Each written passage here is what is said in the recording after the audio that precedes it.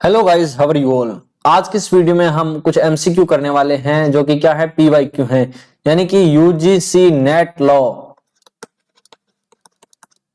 Law subject के जितने भी जो प्रीवियस ईयर क्वेश्चन हैं, ये कहां से कहां तक हैं, 2018 से लेकर के 2022 तक जितने भी पेपर हुए हैं आज तक, उन सभी में से हमने आईपीआर सब्जेक्ट की जो यूनिट है, यानी कि इंटेलेक्चुअल प्रॉपर्टी राइट की जितनी भी जो यूनिट है, उसमें जैसे कि ट्रेडमार्क एक्ट आ गया, पेटेंट एक्ट आ गया, इंटेलेक्चुअल प्रॉपर्टी में और कौन से जियोग्राफिकल इंडिकेशन आ गया, डिजाइन एक्ट है या आईटी एक्ट है, आरटीआई एक्ट है, उनके कुछ क्वेश्चंस हैं यहाँ पे जो कि हमने यहाँ पर पिक किए हैं, जो कि टोटल 31 क्वेश्चन हुए हैं। तो आज की इस वीडियो में हम फर्स्ट वीडियो में जो 15 क्वेश्चन है वो डिस्कस करेंगे, और इसके बाद में जो सेकंड वीडियो आएगी उसमें बाकी के जो बचे हुए 16 क्वेश्चन है वो हम यहाँ पे करेंगे। तो पहली वीडियो आपको चैनल पे डायरेक्टली मिल जाएगी, लेकिन सेकंड वीडियो है, पार्ट 2 है इसका, उसके लिए आपको ये चैनल है वो क्या करना पड़ेगा, ज्वाइन करना पड़ेगा। अब बात आती है कि सर चैनल को ज्वाइन कैसे करें। तो ज्वाइन करने के लिए सिंपल सा आपको चैनल पे जाना है। चैनल पे यहाँ पे अलग अलग ये जो टैब्स दी गई है, यहाँ पे प्लेलिस्ट भी आप देख सकते हो, अलग अलग वीडियोस भी आती हैं। तो हमें ज्वाइन करने के लिए यहाँ पर आपको सब्सक्राइब का बटन मिलेगा इस साइड में, और यहाँ पर आपको ये मिलेगा ज्वाइन का बटन। तो इस ज्वाइन के बटन पे यहाँ पे क्लिक करके ये नॉमिनल सी जो फीस है वो पे करके आप यहाँ पर इस चैनल को ज्वाइन कर सकते हैं। और वीडियो कहाँ मिलेगी वो आपको या तो यहाँ कम्युनिटी टैब में मिलेगी या फिर मेंबरशिप वाली जो टैब है उसमें मिलेगी। तो चलिए वीडियो को बिना किसी देरी के हम शुरू करते हैं। तो हमारा सबसे पहला क्वेश्चन कौन सा है कि इनमें से कौन सा क्या नहीं है, करेक्ट नहीं है under the geographical indication of goods registration and protection act के अंदर 1999 का ये जो एक्ट है। यहाँ पे हमारे पास कितने 4 ऑप्शन दिए गए हैं, इनमें से कौन सा नहीं है।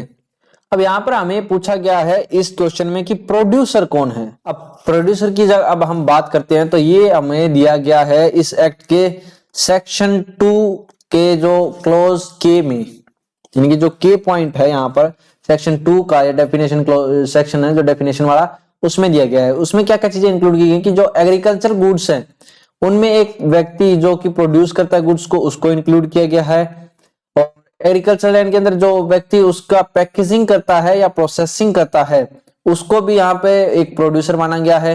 नेचुरल गुड्स की बात करें हम तो उसमें वो व्यक्ति जो उसको एक्सप्लॉइट करता है, ऐसी जो भी गुड्स हैं वस्तुएं हैं उसको यहाँ पर प्रोड्यूसर माना है। और फोर्थ नंबर पे क्या है कि प्रोड्यूसर हैंडीक्राफ्ट के केस में किसे माना गया है। तो यहां पर क्या लिखा है कि जो व्यक्ति पैकेज करता है उन गुड्स को, नहीं, जो व्यक्ति पैकेजिंग करता है उसको यहां पर प्रोड्यूसर नहीं माना है। यहां पर हैंडीक्राफ्ट के केस में उस व्यक्ति को प्रोड्यूसर माना है जो कि इन चीजों को बनाता है, मैन्युफैक्चर करता है, ठीक है, उनको यहां पर प्रोड्यूसर माना है। तो इसका ऑप्शन नंबर 4 है वो राइट आंसर होगा। तो ये नीचे हमने इसका जो राइट है आंसर वो लिखा है कि अगर हैंडीक्राफ्ट वाली है तो या इंडस्ट्रियल गुड्स हैं, दोनों इसी में आएंगी, तो उनको जो बनाता है या मैन्युफैक्चर करता है वो यहाँ पर प्रोड्यूसर है। नेक्स्ट क्वेश्चन की तरफ चलते हैं, क्वेश्चन नंबर 2, यानी कि इनमें से कुछ यहाँ पर ऑप्शन दिए गए हैं, ये हमारे पास 4 ऑप्शन है, इनमें से हमें वो ऑप्शन चुनना है जिसको हम रजिस्टर्ड कर सकते हैं एज ए ट्रेडमार्क, एक मार्क जो कि डिवॉइड करता है डिस्टिंक्ट कैरेक्टर। क्या ये होगा ट्रेडमार्क के तौर पर रजिस्टर्ड? नहीं होगा। डिस्टिंक्टिव मार्क, यस, ये हो सकता है, एक सबसे अलग मार्क है वो हो सकता है। मार्क कॉजिंग कंफ्यूजन, ये भी नहीं हो सकता, जो मार्क कंफ्यूज क्रिएट कर रहा है, यानी कि जिस मार्क को हम देख करके किसी पार्टिकुलर ब्रांड को आइडेंटिफाई नहीं कर सकते, कंफ्यूजन क्रिएट कर रहा है, उससे ऐसे मार्क को हम यहाँ पे ट्रेडमार्क के अंदर रजिस्टर नहीं करवा सकते। या ओवल शेप है किसी मेडिकल टेबलेट की, वो भी हम यहाँ पे नहीं करवा सकते। ये सारी की सारी यहाँ पर कुछ ट्रेडमार्क रजिस्ट्रेशन के रिगार्डिंग ग्राउंड्स दिए हैं एक सेक्शन में, उसके अकॉर्डिंग है ये। तो आप वो सेक्शन बताएं, वो कौन सा सेक्शन है नीचे कमेंट सेक्शन में। तो इसका ऑप्शन नंबर 2 है वो हो गया होगा राइट आंसर होगा। 2022 अक्टूबर में ये क्वेश्चन आया हुआ है। नंबर 3 पर आता है, कुछ हमें एक्ट दिए गए हैं, इनको क्रोनोलॉजिकल ऑर्डर में स्टार्टिंग से लेकर के अब के सीक्वेंस में इनको करना है, यानी कि अर्लियर टू लेटर। ये हमें 5 जो दिए गए हैं एक्ट, हमें इनमें से एक ऑप्शन चूज करना है, तो वो कौन सा ऑप्शन होगा। चलिए पहले हम देखते हैं ये एक्ट है वो कब कब आए थे। सबसे पहला है ट्रेडमार्क एक्ट, ये कब का है, 1999 का।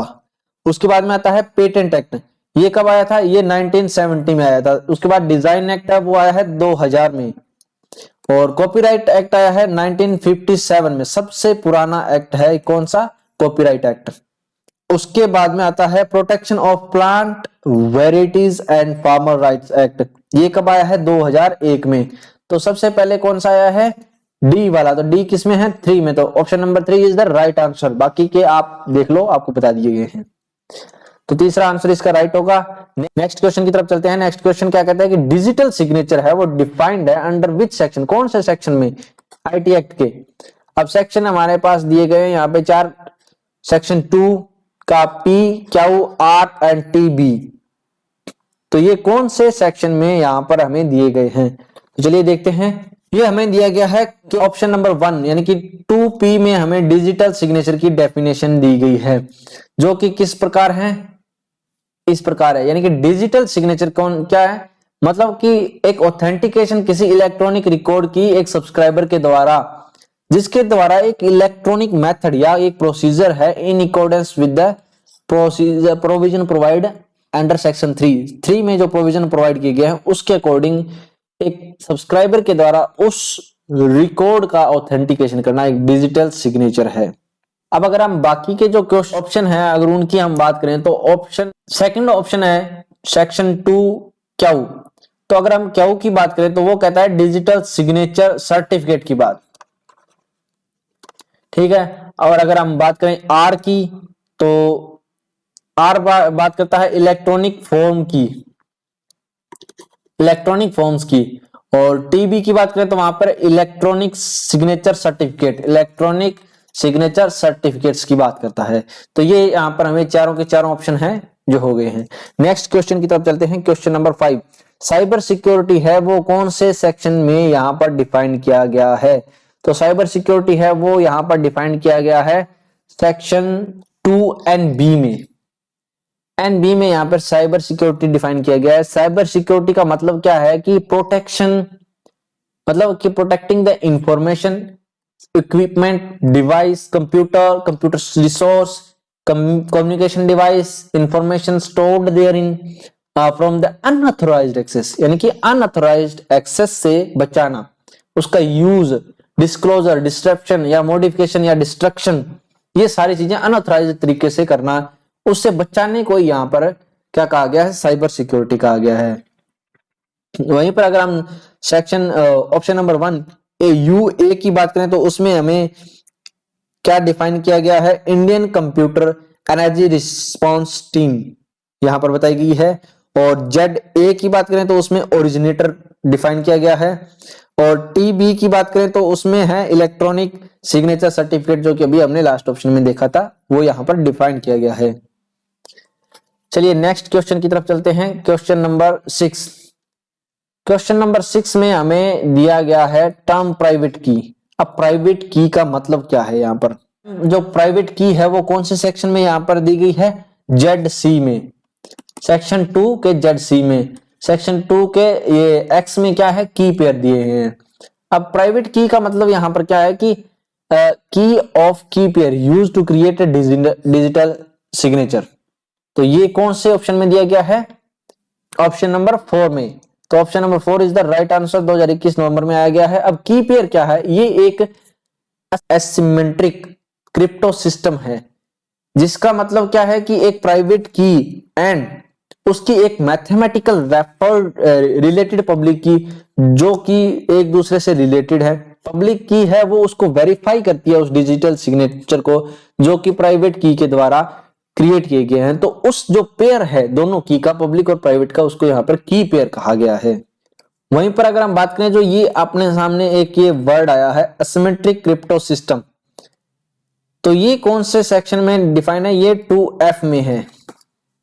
नेक्स्ट क्वेश्चन की तरफ चलते हैं। क्वेश्चन नंबर 7 क्या कहता है कि the validity of contract formed through the electronic means, एक इलेक्ट्रॉनिक मींस के थ्रू एक कॉन्ट्रैक्ट फॉर्म किया गया है, वो कंटेन्ड है under which section of the information technology act? कौन से सेक्शन में है? क्या वो 3A में है, 6A में है, 7A या 10A? तो ये है 10A में, सेक्शन 10A में। Option number 4 is the right answer, 2021 नवंबर में आया है। तो अब देखते हैं कि सेक्शन 10A क्या कहता है। 10A क्या कहता है कि जब एक कॉन्ट्रैक्ट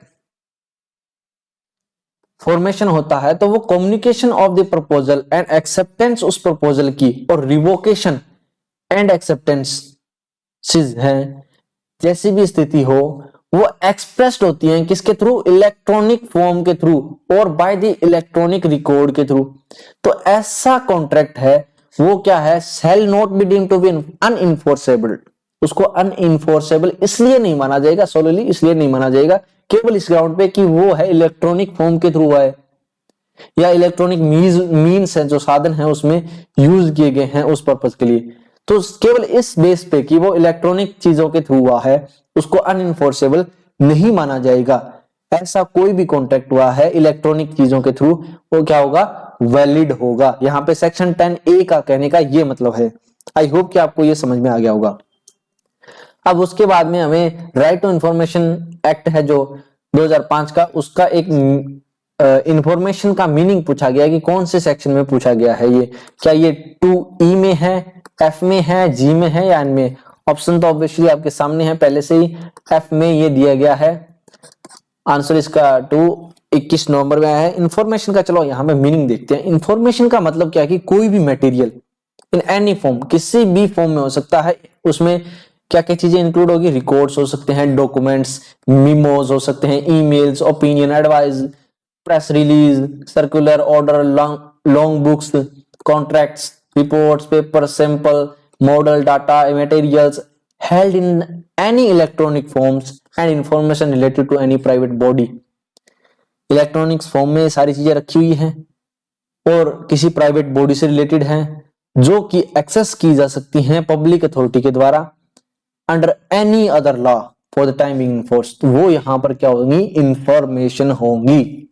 आई होप कि आपको इंफॉर्मेशन का जो मीनिंग है वो समझ में आ गया होगा। नेक्स्ट क्वेश्चन की तरफ चलते हैं, क्वेश्चन नंबर 9।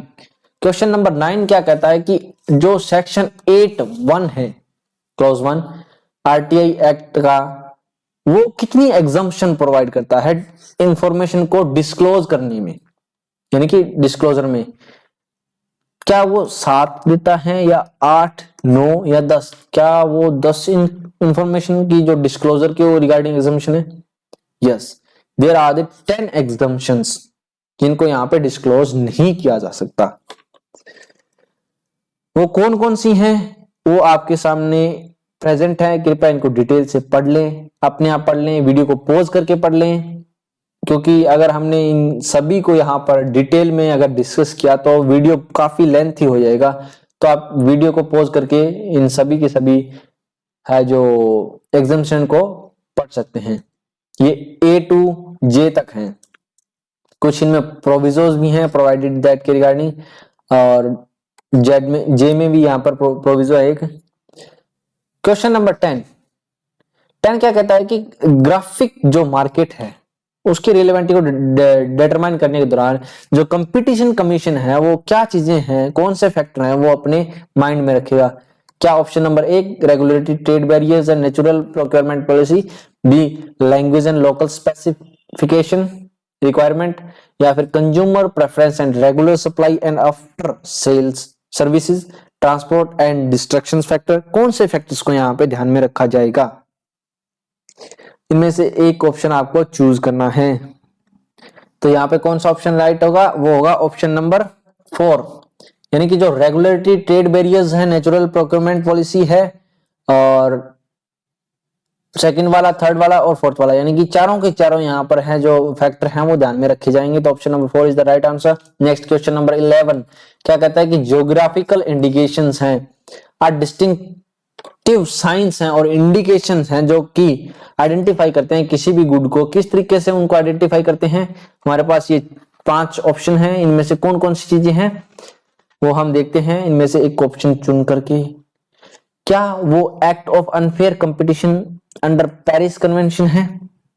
नहीं है। Originating in specific territory, geographical के रिगार्डिंग है, यानी किसी स्पेशल जगह की बात हो रही है जहां पे उस जियोग्राफिकल एरिया के रिगार्डिंग वहां पर कुछ स्पेसिफिक चीजें उग रही हैं, कुछ स्पेसिफिक चीजें वहीं पर होती हैं, तो स्पेसिफिक टेरिटरी से वहां पर ओरिजिनेटिंग हो रही है चीजें, उनके रिगार्डिंग होगा। एक तो होगा option number B.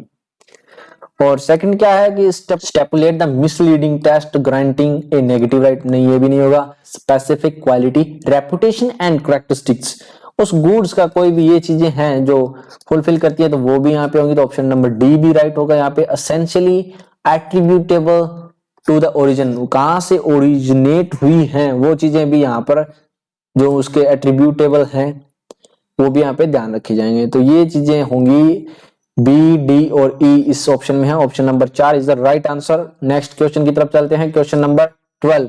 Question number 12 क्या कहता है कि nothing in the trips agreement 1995 shall derogate from the existing obligation prescribed under।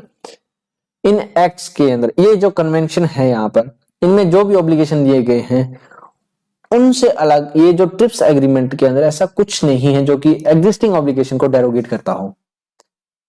तो वो कौन कौन से होंगे आपसे ऑप्शन चूज करना है, वो होंगे ए बी सी ई वाले, यानी कि Paris convention, Rome Berne conventions and integrated circuit treaty 1989 की। ये जो ऑप्शन है वो होगा राइट, यानी कि option number 3 is the right answer.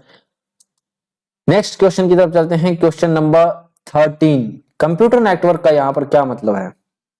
Means यानी कि इंटरकनेक्शन है वन और मोर कंप्यूटर्स का of computer system communication device through. किसके थ्रू होगा ये सारी चीजें, किसके थ्रू ये इंटरकनेक्टेड होंगी?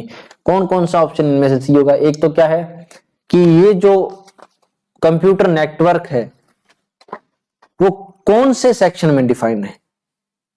तो ये है सेक्शन 2 आईटी एक्ट का जो क्लोज 1 का जे ऑप्शन, जे वाला जो पॉइंट है, यानी जे क्लोज है, सब क्लोज जे, वो यहां पर कंप्यूटर नेटवर्क को डिफाइन करता है। तो उसमें क्या कहा गया है कि जो कंप्यूटर नेटवर्क है वो कनेक्टेड होता है through the use of the satellite, microwave, terrestrial line, wire, wireless और अदर कम्युनिकेशन मीडिया। एक तो ये हो गया। सेकंड वन है थर्मल और ए कॉम्प्लेक्स कंसिस्टिंग ऑफ 2 और मोर इंटरकनेक्टेड कंप्यूटर्स और कम्युनिकेशन डिवाइस। ठीक है, चाहे वो कनेक्टेड हैं या नॉट कनेक्टेड है, इंटरकनेक्शन इज कंटिन्यूअसली मेंटेन्ड, किसी भी तरीके से हो, बस वो इन 2 तरीकों से होंगे तो ही उनको यहां पर कंप्यूटर नेटवर्क माना गया है। तो option number 4 is the right answer. Question number 14 की बात करें तो यहां पर हमें दिया गया है, लिस्ट दी गई है दो, एक तरफ डेफिनेशन आईटी एक्ट की और दूसरी तरफ हमें उसका प्रोविजन बताना है कि कौन सा है वो कौन से प्रोविजन में डिफाइन किया गया है। तो सबसे पहले अगर हम बात करें तो कंप्यूटर की डेफिनेशन है वो कौन से सेक्शन में दी गई है? वो दी गई है 2I में। और कंप्यूटर नेटवर्क की जो कि हमने अभी अभी डिस्कस की है वो है 2J में। और कंप्यूटर सर्टिफाइंग अथॉरिटी की बात करें तो वो हमें दी गई है 2G में। और रिसोर्सेज की कंप्यूटर के बात करें तो वो 2K में डिफाइन की गई है। तो यहां पर कौन सा ऑप्शन है वो राइट होगा? तो option number 3 is the right answer, यानी कि ये वाला। अब अगर हम इन सभी की डेफिनेशन देखें तो वो हमने आपको यहां पर प्रोवाइड कर दिया ताकि आपको कहीं पर भी ना जाना पड़े। तो जो 2G है यानी कि सर्टिफाइंग अथॉरिटी, ये वाला व्यक्ति जिसको अथॉरिटी है, जिसको एक ग्रांट किया गया है लाइसेंस इशू करने के लिए इलेक्ट्रॉनिक सिग्नेचर सर्टिफिकेट सेक्शन 24 के अंदर, वो सर्टिफाइंग अथॉरिटी है। कंप्यूटर आईसीटी की वैसे जो होती है हमारा एक पेपर 1 में है, उसमें भी हमने आपको उसमें भी डिफाइन है कंप्यूटर क्या होता है, वो आपको पता होना चाहिए। इलेक्ट्रॉनिक के मतलब सॉफ्टवेयर वगैरह होते हैं, इसमें इनपुट वगैरह आप जानते हैं, बेसिकली डेफिनेशन आप पढ़ लें। और उसके बाद में जे में जो कंप्यूटर नेटवर्क हमने अभी अभी डिस्कस किया ही है। और के में 2K में क्या है? कंप्यूटर रिसोर्सेज का मतलब computer system, network data, computer database और सॉफ्टवेयर, ये सारी चीजें इसके कंप्यूटर रिसोर्स के अंदर आते हैं। नेक्स्ट आता है क्वेश्चन नंबर 15 में क्या है कि प्रोफेसर विलियम फिशर आइडेंटिफाई करते हैं 4 analytic constructs of theory of intellectual property under which of the following sequence. यानी कि हमारे पास ये जो 4 क्या दी गई हैं थ्योरियां दी गई हैं इंटेलेक्चुअल प्रॉपर्टी की, इनका सीक्वेंस हमें बताना है। तो इनका सीक्वेंस क्या है? सबसे पहले कौन सी है? यूटिलिटेरियन थ्योरी, उसके बाद में आती है लेबर थ्योरी, उसके बाद में आती है पर्सनैलिटी थ्योरी और उस सबसे लास्ट में आई है सोशल प्लानिंग। तो इसका राइट ऑप्शन कौन सा होगा? ऑप्शन नंबर 3 यानी कि DBANC। अब इसके बाद में हम लोग क्वेश्चन नंबर 16, ये 2021 का नवंबर का था। अब ये 16 क्वेश्चन भी हम यहीं पे ही डिस्कस कर लेते हैं क्योंकि ये क्वेश्चन इसी क्वेश्चन के जैसा ही है, सेम टू सेम है, वही थ्योरियां यहाँ पर हैं, उन्हीं को एक इन ऑर्डर में यहाँ पे हमें बताना है। लेकिन यहाँ पे उनके प्रोफेसर जो विलियम थे उनका नाम नहीं है। वही सेम चारों थ्योरियां हैं, उनका सेम टू सेम वही जो इन ऑर्डर में बताना है। कौन सा ऑर्डर था उनका? Utilitarian, labour, personality and social. ठीक है, बी सी बी ए पहले ऑप्शन ऊपर नीचे थे, अब इस अलग तरीके से हैं। तो इनमें से कौन सा ऑप्शन होगा? Option number D is the right answer. I hope कि आपको आज की ये जो वीडियो है यूजीसी नेट लॉ की, हमने प्रीवियस ईयर क्वेश्चन है जो डिस्कस किए हैं, आपको बढ़िया तरीके से समझ में आ गए होंगे। एक एक ऑप्शन को भी हमने डिस्कस किया है ताकि आपके इसके अलावा जो कंसेप्ट्स हैं, ओनली हम सिर्फ एमसीक्यू तक लिमिट नहीं रखे, हम इससे आगे भी गए हैं और कंसेप्ट्स को थोड़ा बहुत देखा है। अगर आपको ये वीडियो अच्छी लगी है तो अपने दोस्तों के साथ में शेयर करें ताकि उनको भी हेल्प मिले आने वाले एग्जाम में। वॉचिंग और हाँ, और सेकंड पार्ट के लिए है जो चैनल को ज्वाइन करना ना भूलें ताकि आपको सेकंड पार्ट की जो वीडियो है वो आसानी से मिल जाए। And thanks for watching, keep learning, keep growing.